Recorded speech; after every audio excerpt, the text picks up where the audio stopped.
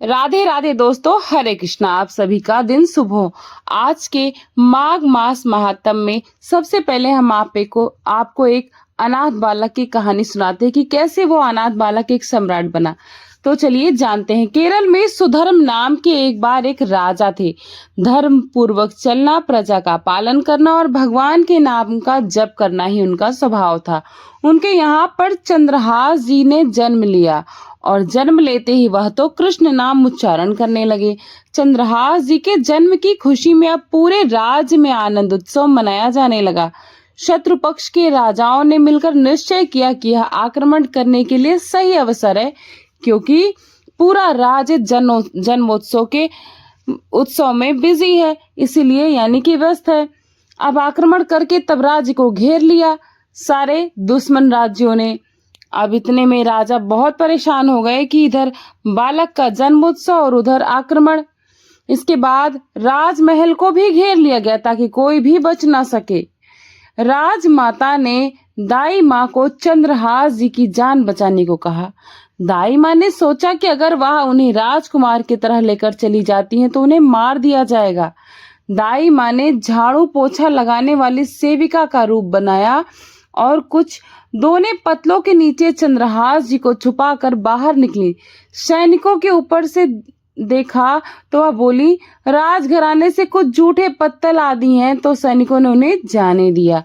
अब इस तरह से वह राजकुमार चंद्रहास जी को लेकर भाग गईं और कुंतलू जा पहुंची। उन्होंने वहां के मंत्री से प्रार्थना की कि मैं सेवा काल में बड़ी प्रवीण हूँ और कृपा करके मुझे कुछ समय के लिए महल में रख लिया जाए। उन्होंने चंद्रहास जी को अपना पुत्र बताया और उनकी परीक्षा ली गई। राजघराने की सेविका होने के कारण वह परम प्रवीण थी, तो उन्हें सेवा में रख लिया गया। उन्होंने अपना असली परिचय किसी को भी नहीं बताया। जब चंद्रहास जी 3 वर्ष के हुए तब दाई माँ की मृत्यु हो गई। अब उनकी देखभाल करने वाला कोई भी नहीं था। उनके मुख पर हर समय कृष्ण कृष्ण नाम चलता रहता था। अब वो भटकने लगे, उनको महल से निकाल दिया गया, क्योंकि दाई माँ की सेवा के कारण ही तो उन्हें महल में रखा गया था। 3 वर्ष के बालक चंद्रहास जी को गलियों में घूमता देखकर कोई उन्हें स्नान करा देता, तो कोई वस्त्र पहना देता और कोई भोजन करा देता। चंद्रहास जी हर समय कृष्ण कृष्ण नाम जपते रहते। श्री देवर्षि नारद जी ने देखा कि यह बालक तो कृष्ण कृष्ण बोलता रहता है और इस बालक का हरि के अलावा कोई भी नहीं है। तब नारद जी ने उन्हें बुलाकर दुलार करते हुए कहा, सुनो, मैं तुम्हें एक अमोघ वस्तु देता हूँ। नारद जी उनके लिए एक छोटी सी शालिग्राम की शिला लेकर आए। तो नारद जी बोले, धोके पी लेना और दिखा के खा लेना, यही तुम्हारी सेवा पद्धति है। इसको स्नान करा देना और जो कुछ भी तुम्हें मिले इनको अर्पित करके फिर खाना। चंद्रहास जी ने सोचा कि शालिग्राम शिला को धोने, स्नान कराने और भोग लगाने के लिए कोई पात्र तो होगा ना, इसलिए पान की तरह शालिग्राम जी को अपने मुख में ही रख लिया। उन्होंने सोचा कि यही धुल गया तो चरणामृत पी लिया जाएगा और कुछ खाएंगे तो अर्पित भी हो जाएगा। हम नारद जी ने साथ ही उनके भगवान भी मंत्र का उपदेश दिया। मंत्री बुद्धि, जिसने चंद्रहास जी की दाई माँ को आश्रय दिलाया था, उनके एक पुत्र थे मदन जी, जो बहुत ही भगवत भाव वाले थे। उनकी एक भी थी जिसका नाम था विषयाद जी। का भक्तों को भोजन कराने का स्वभाव था, तो उन्होंने कई भक्तों और ब्राह्मण जनों को भोजन के लिए बुलाया। तब चंद्रहास जी भी खेलते खेलते वहीं चले गए और वहां प्रसादी खाने लगे। उन बड़े बड़े ब्राह्मणों में एक ज्योतिषाचार्य भी थे। बुद्धि जी ने अपनी पुत्री से विषाद को देखकर बताइए कि इसका वर कैसा होगा। पुत्री के लिए पूछा तो उसका कैसा असर होगा। तब ब्राह्मण ने आसपास दृष्टि डाली और फिर चंद्रहास जी की ओर देखा, इशारा करते हुए बोले, इसका वर। तब बुद्धि जी ने कहा, आपने शायद सही से देखा नहीं, ये तो एक दासी का लड़का है, भला हमारी पुत्री का वर कैसे बनेगा? कृपया वचन को पूरा ना करे। तब ब्राह्मण बोले, मैंने तो सही से ही भाग्य देखा है और दक्षिणा लेकर चले गए। अब बुद्धि ने विचार किया कि यह दरिद्र लड़का मेरी पुत्री का वर किसी कीमत पर नहीं बनना चाहिए। मैं इतने बड़े राज्य का महामंत्री और मेरी पुत्री का ऐसा दुर्भाग्य तो बिल्कुल भी नहीं होना चाहिए। अब उन्होंने निश्चय किया कि इसे आज ही मरवा डालते हैं। उन्होंने तुरंत जल्लादों को बुलाया और कहा, इस बालक को यहाँ से ले जाओ और जंगल में इसे मारकर फेंक दो। इसका कोई अंग मुझे काट कर दिखाओ ताकि मुझे विश्वास हो कि तुमने इसे मार डाला है। अब चंद्रहास जी इतने सुंदर, सुशील और प्यारे लगते थे कि कोई उनको मारने के लिए तैयार ही नहीं होता था। इसीलिए शर्त रखी कि उनका कोई अंग काटकर मुझे प्रमाण में दिखाया जाए। जल्लादों ने चंद्रहास जी का हाथ पकड़ा तो उनका स्पर्श करते ही उनको ऐसा दुलार आने लगा मानो जैसे कोई माँ अपने बच्चे को दुलार करती है। वह आपस में कहने लगे, भाई, जीवन हो गया लोगों को मारते हुए, कभी तो कोई पुण्य का काम किया नहीं। यह इतना सुंदर बालक जो चित्त को चुरा रहा है, इस दुष्ट बुद्धि मंत्री से इसे मारने का आदेश क्यों दिया है? इस जन्म में न जाने हमने कितनों को काटा है, पर पता नहीं आज क्या हो रहा है। मेरे हृदय में ऐसी हिम्मत नहीं हो रही कि मैं इस बालक को मार सकूं। दूसरे ने कहा, अगर तुम उसको नहीं मारोगे तो तुम मारे जाओगे, कुछ न कुछ तो करना ही पड़ेगा। अब जल्लाद चंद्रहास जी को एकांत जंगल में लेकर गए और कहा, क्या तुम जानते हो कि हम तुम्हें यहाँ किस लिए लाए हैं? चंद्रहास जी 5 वर्ष के आयु थे तब बोले, मुझे नहीं पता कि आप मुझे यहाँ क्यों लाए हैं। तब उन्होंने उत्तर दिया कि हम जल्लाद हैं और उस दुष्ट बुद्धि ने तुम्हें मारने का हुक्म दिया है, इसलिए हम तुम्हें मारना चाहते हैं और तुम्हें तो मारना ही पड़ेगा। अब जो तुम्हें चाहिए बोलो, हमारी इच्छा ना होते हुए भी हम तुम्हें मारना पड़ेगा। चंद्रहास जी बोले, मुझे तो कुछ नहीं चाहिए, बस थोड़ा सा समय चाहिए। मुझे मृत्यु का कोई भय नहीं है। यदि आप मुझे मारना चाहते हो तो मेरी नित्य की पूजा है, मैं वह कर लूं, उसके बाद आप मुझे मार लेना। उन्होंने कहा, हाँ हाँ, हम तुम्हें समय दे देते हैं। तुम किसी को पुकार भी सकते हो, तुम जो कुछ करना चाहो कर सकते हो। चंद्रहास जी ने कहा, मैं भला किसको पुकारूं? मैं तो अनाथ हूँ और श्री कृष्ण के अलावा मेरा कोई भी नहीं है। मेरा तो एकमात्र आश्रय वही प्रभु है। ऐसा कहते हुए चंद्रहास जी ने आंसू बहाते हुए शालिग्राम को अपने मुख में से निकाला और बोले, प्रभु, मुझे तो कोई ज्ञान नहीं है कि आपकी सेवा कैसे की जाती। मैं तो अपने मुख में आपको रखता हूँ। अब आज मेरे जीवन का अंत होने वाला है। बस मैं यही प्रार्थना करता हूँ कि मैं आपके ही समीप पहुंचकर आपका ही स्मरण किया करूं, आपसे कभी अलग ना हो पाऊं। ऐसा कहकर चंद्रहास जी ने जल्लादों की तरफ देखा और इशारा किया कि अब मुझे मार दो। अब एक जल्लाद उनका भाव देखकर बैठ गया और दूसरे से बोला, भाई, भले तुम या दुष्ट बुद्धि वाले उस मंत्री मार ले, लेकिन मैं इस बालक को नहीं मार पाऊंगा, मुझ में हिम्मत नहीं। दूसरे जल्लाद ने सहमति देते हुए कहा कि इस बालक में कुछ तो विशेषता है। इसके पैरों में देखो, बाएं पैर में एक छठी उंगली है। हम इसको इसके ही काट कर ले जाते हैं और इस प्रमाण भी सत्य हो जाएगा कि हमने इसे मार दिया। इसके बाद भला कौन इस बालक को ढूंढेगा? यूं ही इसे जंगल में छोड़ देते हैं। जल्लादों ने ऐसा ही किया और जाकर दुष्ट बुद्धि के उस मंत्री को कटी हुई उंगली दिखा दी। फिर बालक का वध करके हम आए हैं, ऐसा बताया। जंगल में चंद्रहास जी की जो उंगली काटी गई थी, वहां उससे रक्त प्रवाह हो रहा था। हे कृष्ण, हे जगन्नाथ, हे वासुदेव, हे जनार्दन, ऐसे नाम उच्चारण करते हुए बालक चंद्रहास जी मूर्छित होने लगे। उनकी करुण पुकार सुनकर मृग शावक और सब पक्षी आदि आकर चंद्रहास जी को घेर लिए और वह बीच में कृष्ण, गोविंद, दामोदर, माधव ऐसे उच्चारण करते रहे। कुंतलू के ही अधीन एक चंदनपुर नाम की राजनगरी थी। वहां के राजा को पुत्र प्राप्त नहीं हो रहा था। चंदनपुर के राजा कुंतलू को बता दिया गया, वो वहीं पर रहते कि उस दिन कर देने के कुंतलू ही जा रहे थे। उन्होंने जब जंगल में बहुत से मृग और पक्षियों को एक जगह पर घेरे हुए देखा तो रुक गए। मारे कौतूहल बस उन्होंने जाकर देखा तो एक दिव्य तेजोमय बालक मूर्छित अवस्था में पड़ा था और वो कर देने जा रहे थे, लेकिन उनको रुकना पड़ा और उसके पैर की उंगली से रक्त बहा जा रहा था। उन्होंने झट से चंद्रहास जी को गोद में उठाया, आनंदित हो गए कि मेरा दान पुण्य सफल हुआ और मुझे ऐसा सुंदर बालक मिला। अब वे राजा चंद्रहास जी को लेकर घर गए और हृदय में भगवान का बार बार कृपा प्रसाद मानते हुए, भगवान ने मुझे पुत्र दिया। उन्होंने जब चंद्रहास जी से पूछा कि बेटा बताओ, तुम्हारे माता पिता कौन है? तो उन्होंने उत्तर दिया, श्री कृष्ण, उनके अलावा मेरा कोई नहीं है। अब राजा समझ गए कि भगवान ने ही कृपा करके मुझे ऐसा महाभागवत पुत्र दिया है। अब तो राज्य में बड़ा उत्सव मनाया गया। राज सिंहासन का अग्रिम अधिकारी युवराज पद चंद्रहास जी को दे दिया गया। पूरे राज्य में आनंद की वर्षा होने लगी। तब राजा ने विचार किया कि ऐसा प्रतापी भक्त हमारे यहाँ आया है तो हमें किसी को कर देने की आवश्यकता ही नहीं है। जब लगातार 3 बार कर वहां नहीं पहुंचा तो सम्राट ने मंत्री को इस समस्या को सुलझाने का आदेश दिया। उन्होंने कहा कि जाकर पता तो लगाओ कि 3 बार से कर क्यों नहीं भेजा जा रहा। अब मंत्री चंदनपुर राज्य में पहुंच गया। वहां चंद्रहास जी का ऐसा प्रभाव था कि सब कृष्ण भजन करते थे और आनंद में मगन रहते थे। दुष्ट बुद्धि मंत्री ने उन्हें पहचाना और सोचा कि यह तो वही बालक, और फिर विचार किया यह तो बहुत अनिष्ट हो गया। हमने तो उसे मारना निश्चित किया था और जल्लाद ने इसको छोड़ दिया।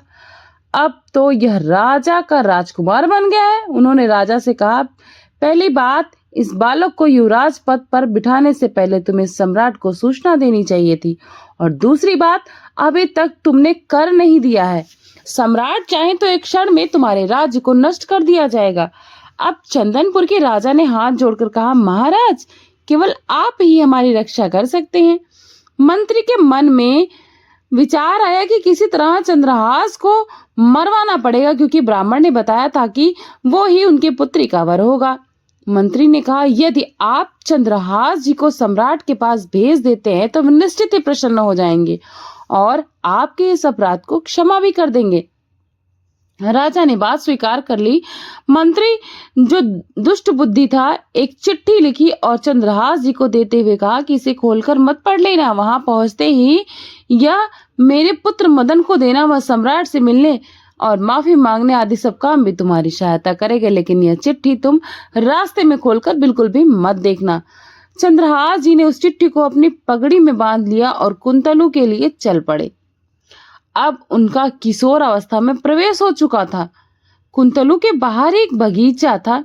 चंद्रहास जी ने अपना घोड़ा वृक्ष के साथ बांध दिया और भगवत स्मरण करते हुए वहीं लेट गए। थोड़ी देर बाद उन्हें नींद आ गई। कुछ समय के बाद जो दुष्ट बुद्धि मंत्री था वो भी वही पुत्री, जिसका ज्योतिषाचार्य ने अनुसार चंद्रहास जी से विवाह होना बताया था, अपनी कुछ सहेलियों के साथ वहां पर घोड़ा देखकर उन्हें ज्ञात हुआ कि कोई यात्री भूल से राजवाटिका में आ गया है। वो पुत्री वहीं पर आई हुई थी। उसकी नजर में सो रहे चंद्रहास जी पड़े।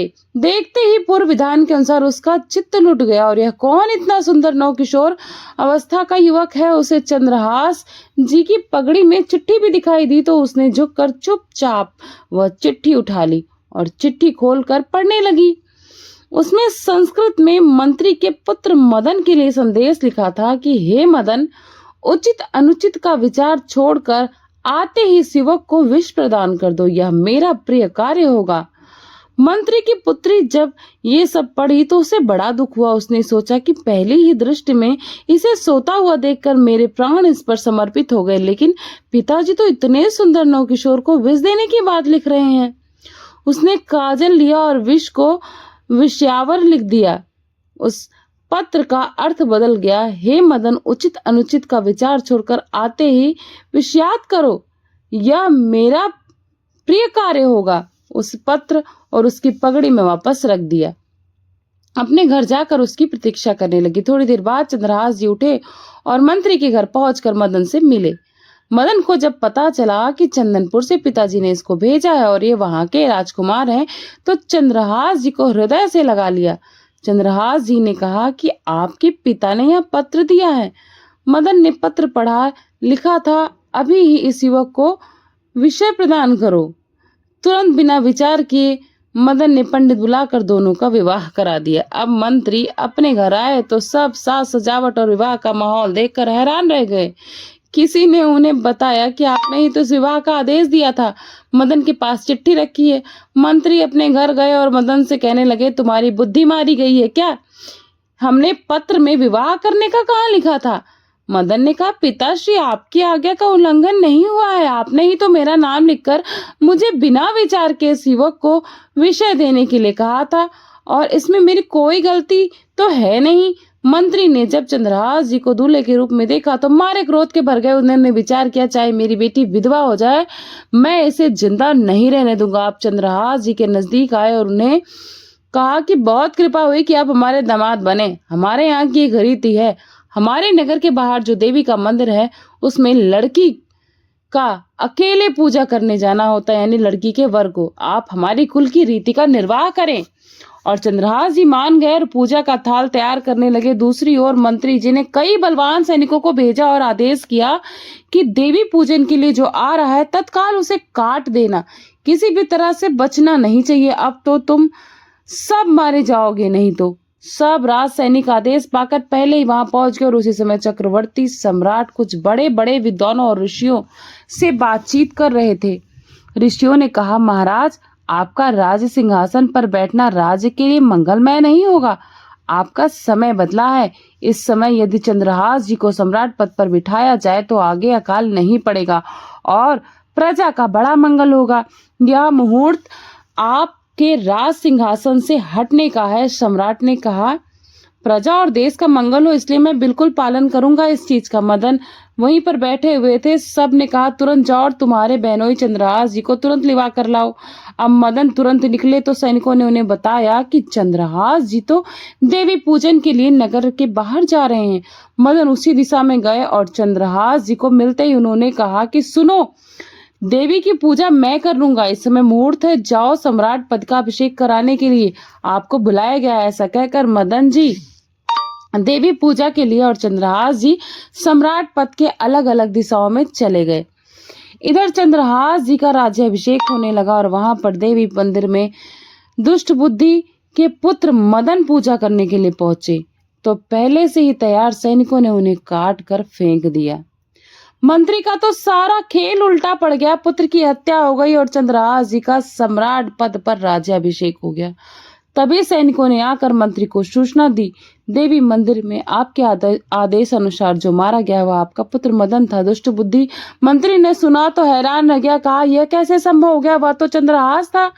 सैनिक बोले, उनका तो सम्राट पद पर अभिषेक हो गया है। अब तो दुष्ट बुद्धि मंत्री छाती पीट पीट कर खूब रोया, बार बार चिल्लाने लगा, हाय मैं कितना अभागी हूँ जो मैंने अपने पुत्र को ही मरवा दिया।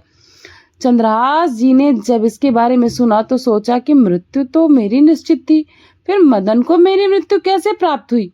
वह तुरंत गए और मदन के शव को सामने रखकर उन्होंने भगवान का ध्यान स्मरण करते हुए मदन के शव पर हाथ फेरा तो वे जीवित हो गए। यह घटना दुष्ट बुद्धि मंत्री को पता नहीं थी। तब तक उन्होंने अपनी खोपड़ी फोड़ फोड़ कर अपनी हत्या स्वयं कर ली। चंद्रहास जी ने उन्हें उनका जीवन वापस दिलाया और कहा, पिताजी अब तो कृष्ण कृष्ण जपो। उनकी बुद्धि शुद्ध हुई और भगवान का आश्रय लेकर उन्होंने भी अपने जीवन को भगवत भक्ति में लगा लिया। तो यह थी आज की कथा। सभी मिलकर प्रेम से बोलिए, वृंदावन बाके बिहारी लाल की जय। आप सुनिए आगे का अध्याय। श्री सूत जी कहते हैं कि महात्मा मार्कंडेय जी ने जिस समय ब्रह्मा जी की स्थापना किया था उसी समय वहां पवित्र जल से युक्त एक कुंड का भी निर्माण किया गया और उसके महात्म्य के विषय में इस प्रकार कहा, कार्तिक मास में चंद्र नक्षत्र कृतिका के योग में जो यहाँ भली भांति भीष्म व्रत का पालन करेगा वह उत्तम ब्रह्मलोक में जाएगा। ऐसा कहते हुए मार्कंडेय जी को किसी पशुपाल अर्थात चरवाहे ने सुन लिया और श्रद्धा से प्रेरित होकर उसने कार्तिक मास में भीष्म पंचक व्रत का विधि पूर्वक पालन किया। जब कृतिका नक्षत्र से युक्त पूर्णिमा आई तब उसमें स्नान करके उसने ब्रह्मा जी की पूजा की। उसके बाद पुरुषोत्तम भगवान विष्णु की भी विधि पूर्वक पूजन किया। इसके बाद समय आने पर उसकी मृत्यु हो गई और वह इसी नगर में ब्राह्मण के घर में उत्पन्न हुआ। उस समय उसे अपने पूर्व जन्म की बातों का स्मरण बना हुआ था। एक दिन उसने लोगों से पूछने पर बताया कि किसी समय महामुनि मार्कंडेय जी के मुख से मैंने ब्रह्म कुंड का महात्म्य सुना था और कार्तिक मास में उस शुभोदय कुंड के जल में विधि पूर्वक स्नान किया था। उसी के प्रभाव से इस जन्म में मैं ब्रह्मा ऋषि चंद्रात्रेय के वंश में उत्पन्न हुआ हूँ और पूर्व जन्म की सभी बातों को भी स्मरण रखता हूँ। कार्तिक पूर्णिमा को कृतिका नक्षत्र का योग होने पर यहाँ का महत्व बहुत बढ़ जाता है। इस बात को मैं स्वयं अनुभव कर चुका हूँ, इसलिए सदा उत्तम भीष्म पंचक व्रत का पालन करता हूँ। इसी प्रकार उसकी बात सुनकर अन्य सभी श्रेष्ठ ब्राह्मण भी श्रद्धा पूर्वक भीष्म पंचक व्रत का पालन करने लगे। तभी से उत्तर दिशा में वह कुंड इस पृथ्वी पर ब्रह्म कुंड के नाम से विख्यात हुआ। जो ब्राह्मण सदा उसमें स्नान करता है वह प्रत्येक जन्म में श्रेष्ठ ब्राह्मण ही होता है। भीष्म पंचक व्रत के बारे में मैं आपको कार्तिकेय मास महात्म के जो भी अध्याय हैं, कथा है, उनमें अच्छे से वर्णन कर चुकी हूँ। भीष्म पंचक व्रत कार्तिक महीने में 5 दिनों के लिए रखे जाते हैं, जिनका बहुत ही विशेष महत्व होता है। वहीं एक गोमुख नाम से प्रसिद्ध एक अतिशय शोभायमान तीर्थ भी है। सूत जी कहते हैं कि जो सभी पादकों का नाश करने वाला है, पूर्व काल में चमत्कारपुर के भीतर गायों का पालन करने वाला एक ब्राह्मण था, जो कुष्ठ रोग से पीड़ित होकर अत्यंत दुर्बल हो गया था। किसी समय उसी मार्ग से उसकी गायों का झुंड आ निकला। वे सभी गायें प्यास से कष्ट पा रही थीं। ज्येष्ठ मास की एकादशी तिथि में चित्रा नक्षत्र का योग था और मध्याह्न काल हो गया था। यद्यपि वहां पर बहुत सारी घास उगी हुई थी, लेकिन वे गए इतनी अधिक प्यासी थी कि मारे प्यास के उन्होंने उस घास की ओर देखा तक नहीं। उनमें से एक गाय ने दूर से ही घास के उस पुंज को देखा और अत्यंत हर्ष में भरकर तुरंत ही वहां जाकर दांतों से उखाड़ कर खींचने लगी। इतने में ही उस घास के नीचे से जल की धारा बह निकली। उस प्यास से कष्ट पाती हुई गाय ने घास को धीरे धीरे दूध के समान स्वच्छ और मधुर प्रतीत होने लगा उस जल को पीकर जी भर कर पिया और वह बड़ी तेजी से जल पी रही थी। उसी समय पृथ्वी पर वहां जल से भरे हुए अनेक लंबे चौड़े गड्ढे प्रकट हो गए। उसके बाद दूसरी सैकड़ों गायों ने भी उस अत्यंत निर्मल अमृत रस के समान मधुर जल का पान किया और फिर जैसे जैसे गायें जल पी रही थी वैसे उनके मुख के स्पर्श से वे गड्ढे बढ़ते जा रहे थे। इस प्रकार जब सभी गायें पानी पीकर प्यास को बुझा ली, तब वह प्यासा गोपालक ब्राह्मण जल में घुसा और अपने अंगों को धोकर और जल पीकर जैसे ही जल से बाहर निकला, तुरंत ही अपने शरीर को उसने सूर्य देव के समान तेजस्वी पाया। इससे उसे बड़ा आश्चर्य हुआ और उसने घर जाकर सभी लोगों के सामने सारा वृत्तांत कह सुनाया। तब वहां के सभी लोग, विशेषतः रोगी मनुष्य, उस दिव्य जल के पास गए और सब ने एकाग्रचित होकर विश्वास के साथ वहां स्नान किया। स्नान करते ही सभी लोग तत्काल रोगों और पापों से मुक्त हो गए। तब से वह जल गोमुख तीर्थ के नाम से प्रसिद्ध हो गया, क्योंकि वह गायों के मुख से प्रकट हुआ था। ऋषिगण बोले, हे सूत नंदन, उस स्थान से जो वैसा महात्म में पूर्ण जल से प्रकट हुआ था, उसका क्या कारण है? श्री सूत जी बोले, हे महर्षियों, यहाँ पूर्व काल में महाराज अम्बरीश ने तप किया था। तपस्या का कारण यह था कि राजा को वृद्धाश्रम में एक पुत्र हुआ था। उसका नाम शुभ था, जो पूर्व जन्म के कर्म के फल से बचपन में ही राजकुमार सुवर्चाला को बड़ा भारी दुख हुआ। तब वे सभी मनोरथ को पूर्ण करने वाले हाटकेश्वर क्षेत्र में गए और पुत्र के रोग का निवारण करने के लिए उन्होंने बड़ी भारी तपस्या की। इससे संतुष्ट होकर भगवान विष्णु ने उन्हें प्रत्यक्ष दर्शन दिए और आदर पूर्वक कहा कि वत्स, मैं तुम पर प्रसन्न हूँ, तुम्हारे मन में जो भी इच्छा हो उसे मांग लो। राजा कहने लगे, हे केशव, मेरा पुत्र बचपन से ही कुष्ठ रोग से पीड़ित है, आप कृपया इसके रोग को दूर कीजिए। उसके ऐसा कहने पर भगवान विष्णु ने एकाग्र मन से पाताल गंगा का स्मरण किया। भगवान के स्मरण करने पर पाताल गंगा एक छोटा सा विवर बनकर तत्काल ऊपर आ गई। तब श्री हरि ने राजा से कहा, राजन, तुम्हारा पुत्र इस उत्तम गंगा जल में स्नान करे। यह आज्ञा पाकर अम्बरीश ने अपने पुत्र को श्री हरि के सामने ही पाताल गंगा के जल में स्नान कराया। वह स्नान करने मात्र से ही बालक उसी क्षण कुष्ठ रोग से मुक्त होकर बाल सूर्य के समान तेजस्वी हो गया। तब उसने भगवान को प्रणाम किया। इस बात को कोई जानता नहीं था, इसलिए वह सर्व पाप हारी जल वहां गुप्त ही रहा। वह पुनः गोमुख द्वारा पृथ्वी पर प्रकट हुआ। आज भी उस जल के स्पर्श से वहां का धरातल अत्यंत पवित्र है। जो पुरुष रविवार को सूर्योदय के समय वह स्नान करते हैं उनके जल गंध अर्थात घेंघा आदि सारे रोग तत्काल ही नष्ट हो जाते हैं। पाप जनित बड़ी भयंकर व्याधि भी दूर हो जाती है। फोड़े और चेचक आदि के उपद्रव भी शांत हो जाते हैं। जो मनुष्य निष्काम भाव से भक्ति पूर्वक इस तीर्थ में स्नान करता है वह देवाधिदेव चक्रपाणी श्री हरि के लोक में जाता है। जिस दिन भगवान विष्णु ने वहां गंगा जी को प्रकट किया था उस दिन सूर्य वृष राशि पर विराजमान थे और चंद्रमा चित्रा नक्षत्र की शोभा बढ़ा रहे थे और भगवान विष्णु की एकादशी तिथि भी विद्यमान थी।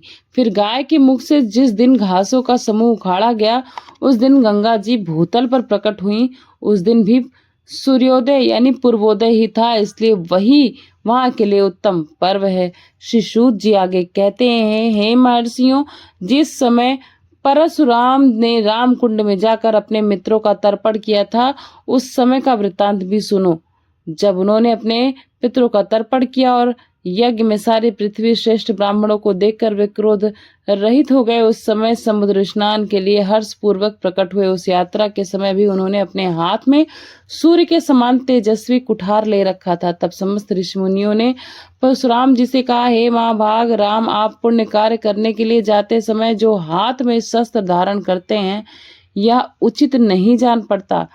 जब तक आपके हाथ में कुठार रहेगा तब तक आपका क्रोध शांत नहीं होगा, इसलिए इसे त्याग दीजिए।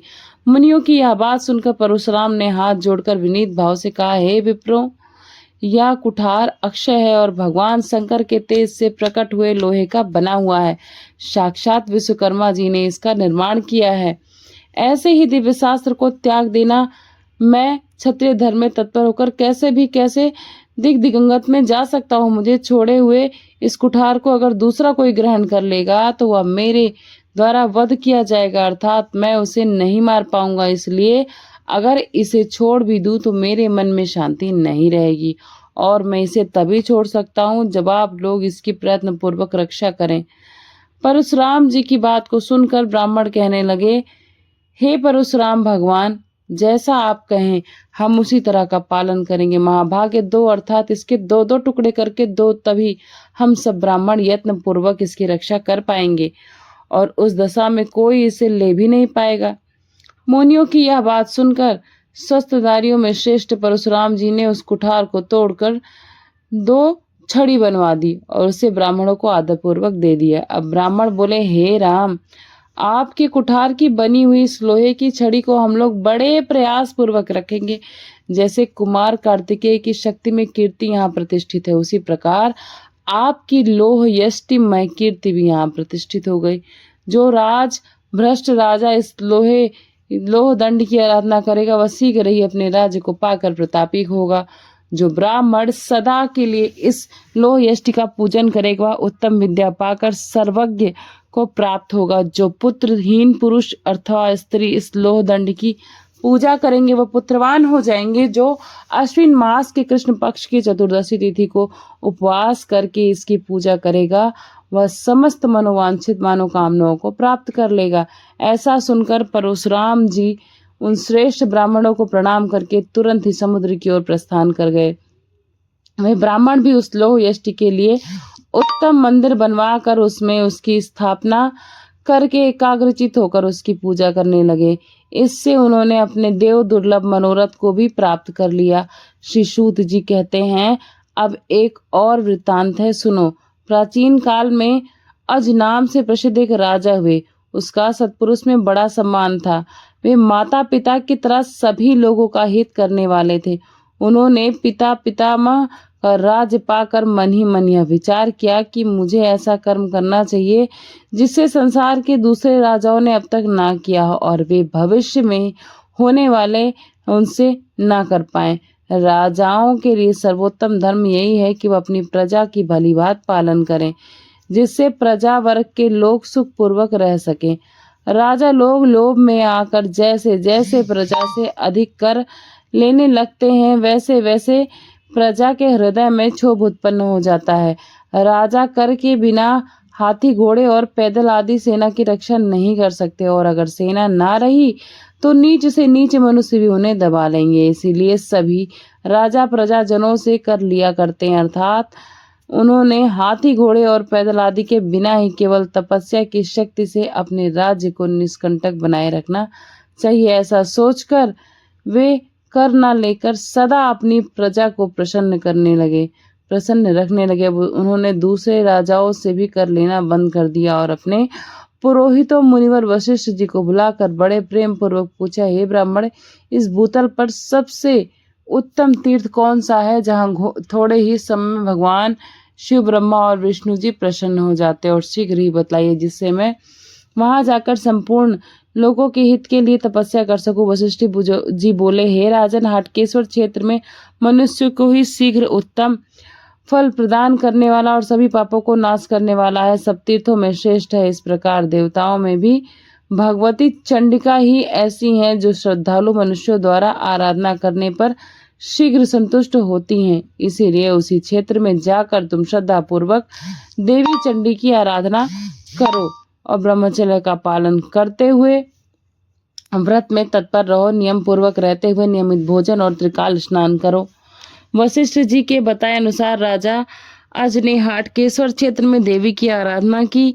गंध, पुष्प और अनुलेखन आदि उपचारों के द्वारा निरंतर पूजा में तत्पर राजा पर देवी चंडिका प्रसन्न हुई और बोली, हे राजन, मैं तुम्हारे इस व्रत और पूजा विधान से बहुत संतुष्ट हूँ। तुम्हारे मन में जो इच्छा हो उसे मांगो, मैं शीघ्र पूर्ण करूंगी। तब राजा ने हाथ जोड़कर कहा, हे देवी, मैंने संपूर्ण लोगों के हित की इच्छा से इस व्रत और तपस्या का आशय लिया है जिससे सब लोगों को सुख मिले। ऐसी कृपा कीजिए, मुझे बहुत से ऐसे ज्ञान युक्त विचित्र विचित्र अस्त्र शस्त्र दीजिए जो स्वेच्छा अनुसार सर्वत्र विचर सके, जो इस भूतल पर स्थित हो, मेरे पास की सभी वस्तुओं को भी स्वतः जान ले।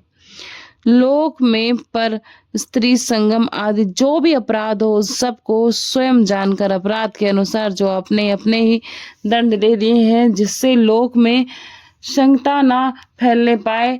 इस सिवा हे देवी, मुझे तरह तरह के मंत्र भी प्रदान कीजिए जिनसे मैं सबकी रोग व्याधियों का शीघ्र निवारण कर सकूं, जिससे मेरे राज्य में रहने वाले सभी मनुष्य सुखी, निरोगी, पुष्ट, निर्भय और शोक रहित हो जाएं। राजा का निवेदन सुनकर देवी बोली, राजन, तुमने यह एक ऐसा बड़ा अद्भुत कर्म प्रदान किया है जिसे अब तक ना तो किसी ने किया है और ना आगे कोई करेगा। फिर भी मैं तुम्हारी इच्छा अवश्य पूर्ण करूंगी। मैं तुम्हें समस्त ज्ञान युक्त शस्त्र देती हूँ और वैसे ही प्रभावशाली मंत्र भी देती हूँ। इन मंत्रों से बड़े बड़े भयंकर रोग भी तुम्हारे द्वारा रोक दिए जाएंगे, परंतु मेरे मंत्रों सहित जब उन शस्त्रों को तुम ज्यादा सुरक्षित रखना। अगर वे तुम्हारी दृष्टि से कहीं दूर निकल जाएंगे तो मनुष्य को बहुत अधिक पीड़ा देंगे। इसलिए हे राजन, अब जब तुम स्वर्ग लोक को जाओ तब तुम इन समस्त मंत्रों शस्त्रों को यहाँ मेरे सम्मुख जल में स्थापित कर देना, जिससे सब व्यवहार पूर्वक नीति के अनुकूल चल सके। तब बहुत अच्छा कहकर राजा ने देवी की आज्ञा सिरोधार्य की। फिर तो उसके सामने विज्ञान वैभव से युक्त नाना प्रकार के दिव्यास्त्र प्रकट हो गए, जिसके लिए उन्होंने देवी से प्रार्थना की थी। साथ ही व्याधि नाशक मंत्र भी उनके ज्ञान में आ गया, जिनके द्वारा सब रोग स्वेच्छा अनुसार ग्रहण किए गए और छोड़े जा सकते थे, जिनके द्वारा दृष्टि में आए हुए सभी मनुष्यों का सुख पूर्वक पालन होता है। इसके बाद राजा ने देवी के प्रसाद को ग्रहण किया, अपनी पत्नी इंदुमती और पुत्र दशरथ को छोड़कर शेष समस्त पदार्थों और हाथी घोड़ा आदि उपकरणों को ब्राह्मण की सेवा में दान कर दिया। रोग व्याधियों को मंत्रों के द्वारा दूर करके वे डंडा लेकर आजा पालन की तरह स्वयं प्रजा पालन करने लगे और उनके राज्य में कोई छिपकर भी अपराध नहीं कर पाता था। अगर कोई मादवश पृथ्वी पर पाप करता भी तो उसे तुरंत ही उसके अपराध के अनुकूल दंड मिल जाता था।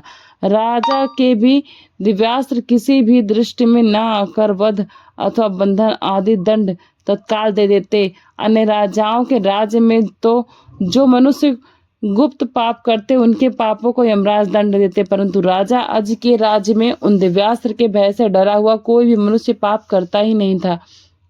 इसलिए वे सभी पाप मुक्त और पवित्र शरीर वाले हो गए। रोगों का नियंत्रण हो जाने के कारण सभी मनुष्यों को उत्तम सुख प्राप्त हो रहा था। इस प्रकार संसार से सब पाप का भय निवृत्त हो गया। तब यमलोक के सभी नरक सूने हो गए। कोई भी पुरुष नरक में नहीं जाता। सतयुग में लोगों का जैसा व्यवहार था वैसा ही त्रेता में भी हुआ। एक समय भगवान शंकर व्याघ्र का शरीर धारण करके बार बार गर्जना करते हुए जहाँ राजा अस्थे वहीं उपस्थित हुए। विकराल शरीर धारण करने वाले उस व्याघ्र को देखकर राजा ने भगवती के दिए हुए सूर्य के समान तेजस्वी अस्त्र का प्रहार किया। क्रमशः देवी से प्राप्त हुए अन्य अस्त्रों का भी प्रयोग किया, परंतु उन सभी को भगवान शंकर ने धीरे धीरे अपने मुख में ग्रहण कर लिया।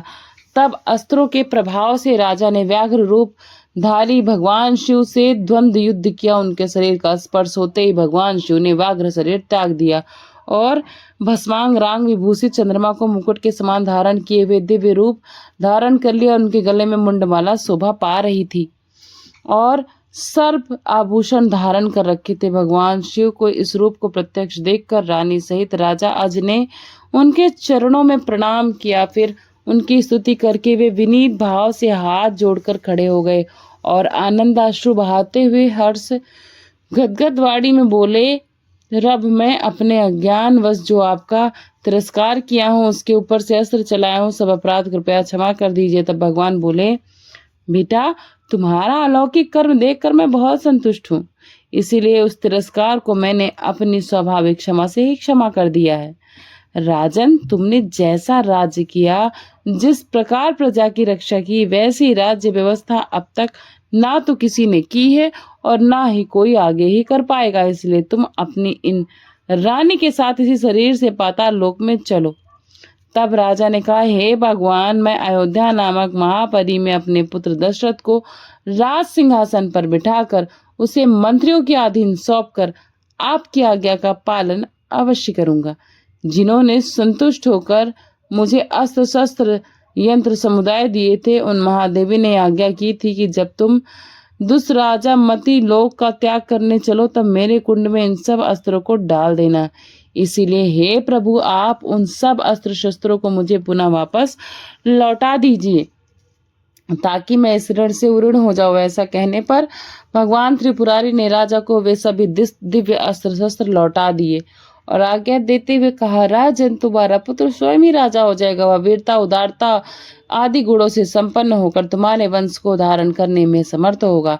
तुम आज ही मेरे साथ इस देवी कुंड के पीछे पवित्र जल में प्रवेश करो, मेरे धाम को चलो। आज माघ शुक्ल चतुर्दशी का दिन है। दूसरा कोई भी जो पुरुष स्थिति को देवी की भक्ति, पूजा अर्चना इत्यादि करता है, मन लगाकर, गोता लगाकर प्राण त्याग देता है, इस जल में वह पाताल लोक में जहाँ हाटकेश्वर नाम से प्रसिद्ध मेरा दिव्य विग्रह है वहीं पहुंच जाएगा। हे राजन, इस तीर्थ में केवल स्नान मात्र करेगा, उसके 1008 रोगों में से एक भी नहीं होगा।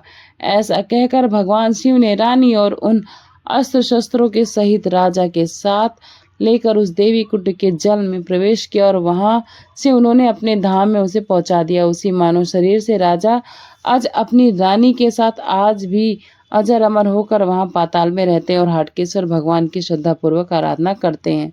इस प्रकार हाटकेश्वर क्षेत्र में माहेश्वरी देवी का प्रादुर्भाव हुआ, जिसे राजा अज ने श्रद्धा पूर्वक पूजन भजन किया और अपने कर्म को निभाया। कथा तो अंत तक सुनने के लिए आप सभी का धन्यवाद। कथा अच्छी लगी हो तो लाइक, सब्सक्राइब, शेयर करेगा। मिलते हैं नई कथा के साथ नए अध्याय में। राधे राधे।